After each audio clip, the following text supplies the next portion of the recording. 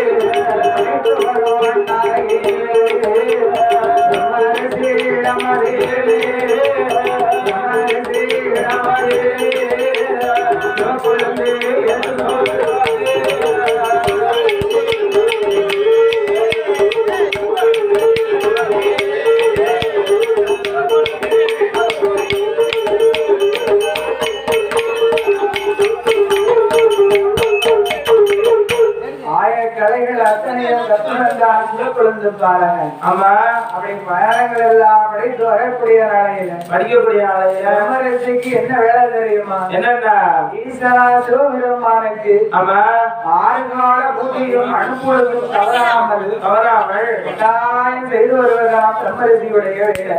சரி, வீட்டுல தாப்பா ஒரு வேலை பார்த்தாரு வச்சுக்கோங்க. பார்த்தாருன்னா ஆம்பளை பையனா இருந்ததுன்னா ஆமா அப்பா என்ன வேலை செய்தாரோ அதே மாதிரி பையனும் செய்வான். பெண் பிள்ளையா இருந்ததுன்னா ஆமா தன்னுடைய தாய் என்ன வேலை செய்யறாங்களோ அதே வேலையை செய்யணும் ஆசைப்படும். அந்த அம்மா காய் நெருக்குச்சுன்னா தனியாக போதி வைக்கும். ஆமா அப்பா எது வேலை பார்த்தாருன்னா ஆமா அதே மாதிரி பிள்ளைகள் செய்யும். அதே போல அந்த பிரம்மரிஷியாக பெற்றவர் சிவபெருமானுக்கு பூஜை செய்வதை ஆமா தன்னுடைய வேலையாக செய்ய வேண்டும் என்று எண்ணம் கொண்டார். சிவக்குழந்தை பாலாக ஆமாண்ணே அந்த சிவ பூஜையை செய்ய வேண்டும் என்று எண்ணம் கொண்டு பிரம்மரிஷி இடத்திலே சொன்ன சமயத்துல சொன்ன போது அறியாத பையன் சிறியா பாலகே இவன் இப்படி சொல்லுதானே, இவன் சொன்னபடி நடக்குமா? ஆமா இந்த மகா நிலத்திலே வேகத்தை வந்து சொல்லுகின்றார். சிவக்குழந்தை பாலகனை ஈஸ்வரன் முன்னாடியே வந்து நின்று ஆமா உங்களுக்கு பூஜைகளை நான் தான் செய்வேன் என்று நிற்கின்றார். ஆமா அப்படி பூஜை செய்வதற்கு சிவக்குழந்தை பாலகன் இருக்கக்கூடிய சமயத்தில் ஈஸ்வரன் சிவபெருமான் சிவக்குழந்தை பாலகத்தில் என்ன சொல்கின்றார்? என்னன்னா பார்க்க சின்ன பையனா இருக்க எனக்கு பூஜை என்னென்ன பூஜை எப்பப்பெல்லாம் நடத்தணும் தெரியுமா? அந்த பூஜை என்ன விதமா செய்யணும்னு உனக்கு தெரியுமா?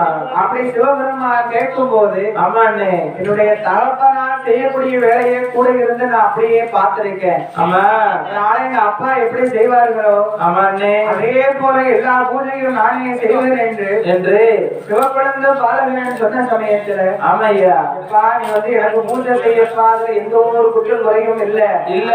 ஆனா சித்ரா பௌர்ணமியில ஆண்டுக்கு ஒரு முறை எனக்கு திருக்கல்யாணம் நடத்துவது வழக்கம். ஆமா அன்றைய பூஜையை மட்டும் நீ என்றைக்கும் மறக்கவே கூடாது. அதே போல சிவன் ராத்திரிக்கோ ஆமா அதிகப்படிய தாங்கள் எல்லாம் இருப்பது போல ஆமாண்ணே திருக்கல்யாணம் நடப்பது வழக்கம்.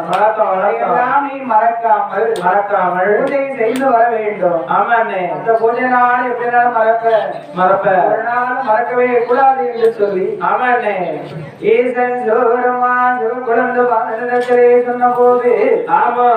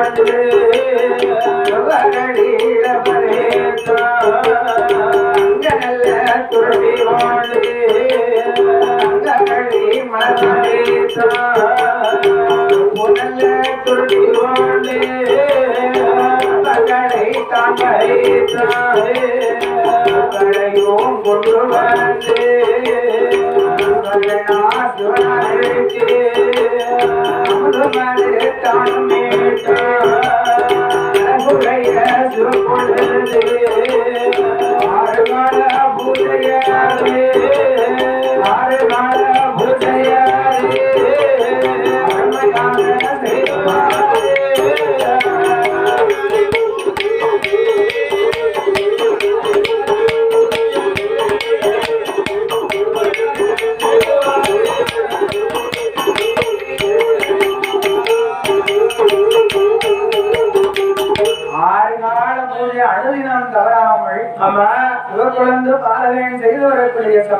சமயத்துல எல்லா நேரமும் ஈஸ்வரன் சிவபெருமா ஆமா கையிலே வாசல்ல பகவானுடைய வாழையில இருந்து என்ன சொல்லுறாரு? என்ன ஏ சிவகுழந்தை சிவகுழந்தனை எப்போதும் கூப்பிட்டுக்கிட்டே இருக்காரு பகவானுடைய வாய் திறந்து ஆமா சிவகுழந்தை வேலையை எப்போதும் சொல்லிக்கிட்டே இருக்காரு அப்படின்னு இந்திரன் பார்த்தான். ஆமா இப்படி சிவகுழந்தை பகவான் சொல்லிக்கிட்டே இருந்தாருன்னா கட்டாயம் நமக்கு கேடு வந்து சேரும். ஆமாண்ணே, அதனால இதற்கு தகுந்த வழி பார்க்க வேண்டும் என்று எண்ணம் கொண்டு அந்த இந்திரனாகப்பட்டவர் ஆமையோ தினமதியில பகவானுக்கு ஆமா பூஜை செய்வதற்கு முன்பாகவே ஆமா மனசுல எண்ணி பார்த்தாரு. என்ன மற்ற நாளும் பரவாயில்லை, எனக்கு முக்கியமான தலைவில பூஜை எது ஆமா கட்டாயம் நீ மறந்துடக்கூடாதுன்னு சொல்லியிருக்காரு. நாளை எதிர்பார்த்தான் தேவேந்திரன். சரி, அந்த தேவேந்திரன் ஆகப்பட்டவன் எதிர்பார்த்த நாளும் வந்தடைய சாம சரிசாம வேளையில அமையோ அந்த தேவேந்திரன் ஆகப்பட்டவன் வந்து நின்று அவனே பிரம்மரசியனுடைய வீட்டிற்கு மேலே நின்று நெஞ்சேவல் வடிவாங்கொண்டு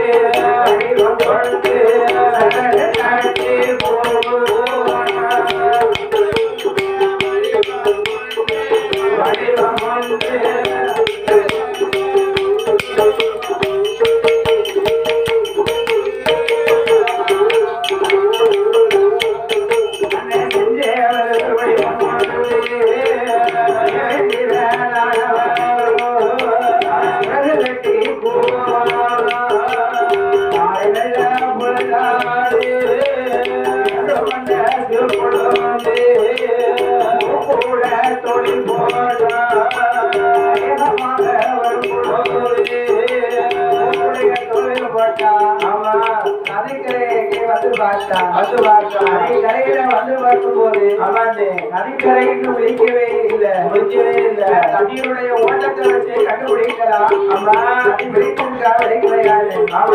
அப்படி குளிக்கல பறித்து வச்சு பார்ப்போம். சரி, பூந்தோட்டம் வந்து பார்க்கும்போது பூக்கள் எதுவும் மலரவே இல்லை. அப்போ சேவல் சும்மா கூவிடுதோ அம்மா வேற இருக்குன்னு சொல்லி அந்த சிவக்குழந்தை பாலக ஆமாண்ணே பூக்குடைய தலைக்கு வைத்து படுத்தான். தலைக்கு வைத்து படுத்த சமயத்துல ஆமா காலை விடிஞ்சிடுது. சூரியன் வந்து ஆமா அப்படி விடிஞ்ச சமயத்துல ஆமையா 5:30 மணிக்கு ஆடு பொழுது தவறாத சமயத்துல வந்து பகவான் இடத்துல ஓடி வர சிவக்குழந்தை பாருங்க. ஆமா அப்படியே சிவபெருமான் இடத்துல ஓடி வந்து அவனே அந்த சிவக்குழந்தை பாருங்க என்ன செய்தான் தெரியுமா? என்னன்னா நான் செய்தது தவறு என்று சொல்லி பகவான் இடத்திலே மன்னிப்பு கேட்க வேண்டும் என்று எண்ணம் கொண்டு ஆமையோ அந்த சிவக்குழந்தை பாருங்க அமனே அந்த ஈசன் சிவபெருமானை அடைந்து நல்ல